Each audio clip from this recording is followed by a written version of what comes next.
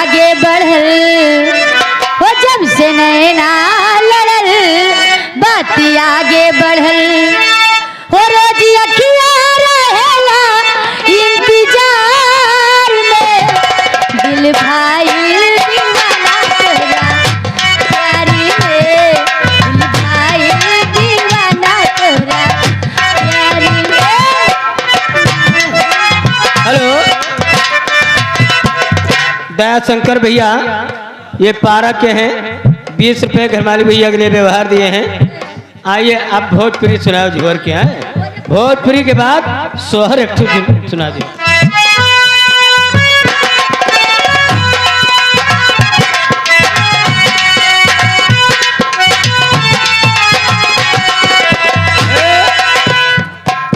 ये हमारे बुधिराम भैया लियो भाई सब्जी विक्रेता बदलगढ़ वाले 20 रुपए स्पेशल इनाम। राधे श्याम भैया लाला गोपुरवा जौन 50 व्यवहार जहाँ है 10 रुपये नाम तोहरी टाइम जहाँ है लेकिन गाना को फरमाइश है याद करा जहिया कुमार रहलियो।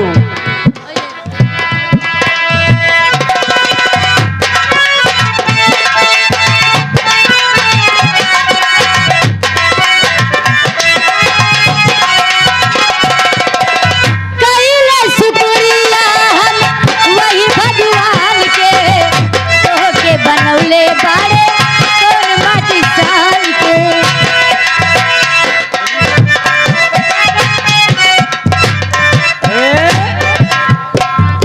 ये हमारे सब्बू भैया देखिए गरीबों के मसीहा है भाई। अच्छा गरीबों के मसीहा का मतलब भैया वीजा आएगा बा अपन डॉक्टरी करा लियो टिकट निकलवा लियो और फ्री में जाओ सऊदी आए दुबई आए कोयदा खूब घूमो अपन नौकरी करो भाई। भोजपुरी में गाय रहे ये 10 रुपया हमका स्पेशल इनाम देता है मेरे भैया जी। आइए भाई आपका क्या ख्याल है।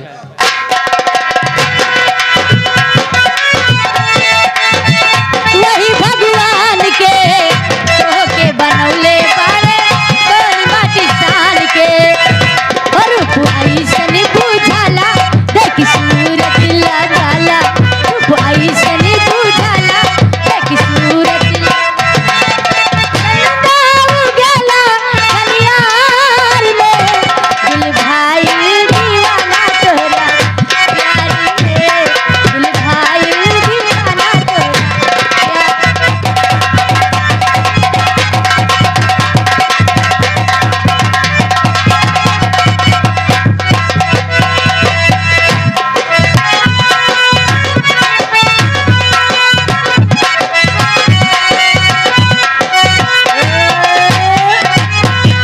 रंगे रंगे भैया ये भाई 10 रुपए स्पेशल इनाम देता है। दम पर दम मार दियो भाई किंचा इनका सबका जीव हरियर हो जाए। हाँ?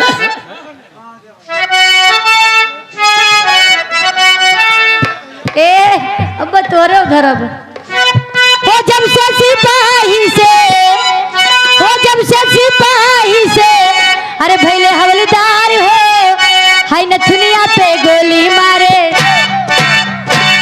नथुनिया पे गोली मारे सैया हमार हो नथुनिया पे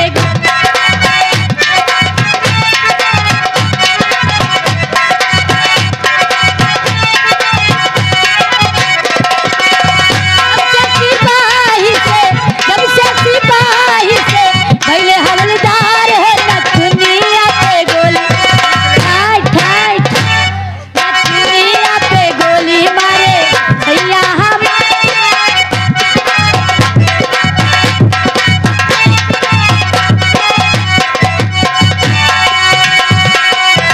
हेलो श्रवण कुमार ये हमारे भैया जी इसी गांव के भाई 50 रुपए गरमानी भैया के लिए व्यवहार दिए हैं।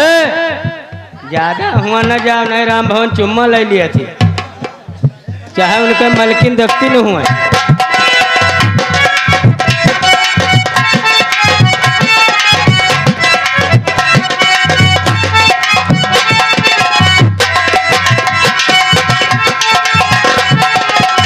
आधी आधी रतिया के चोर जैसे आवेला अनतनी कारेला बंदूक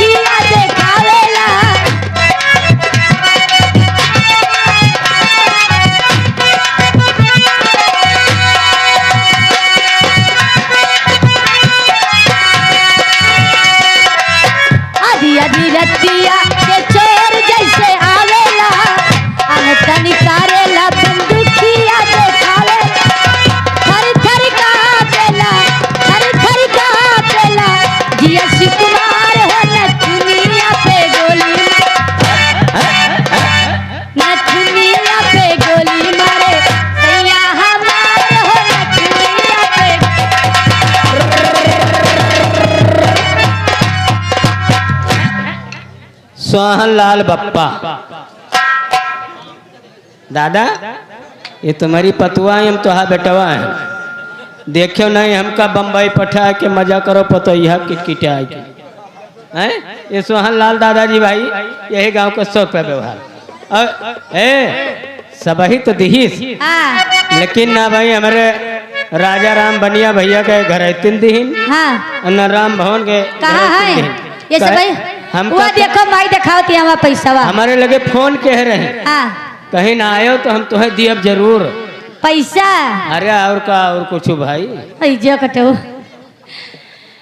ओ मन करे सिलवन पलास अरे कुछ ती जवानी रजऊ ओ कौन सवत सागी काटा तेरे चांदी लगा के मच्छर दानी रजऊ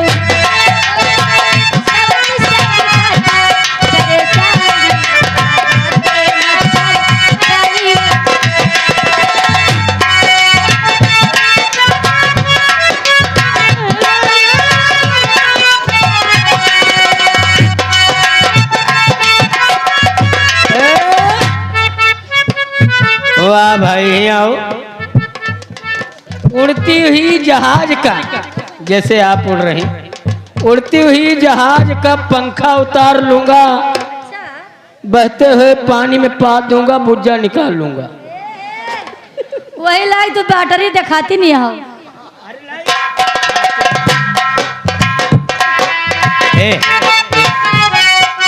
सोहरा पूरा करके दम पर दम मार।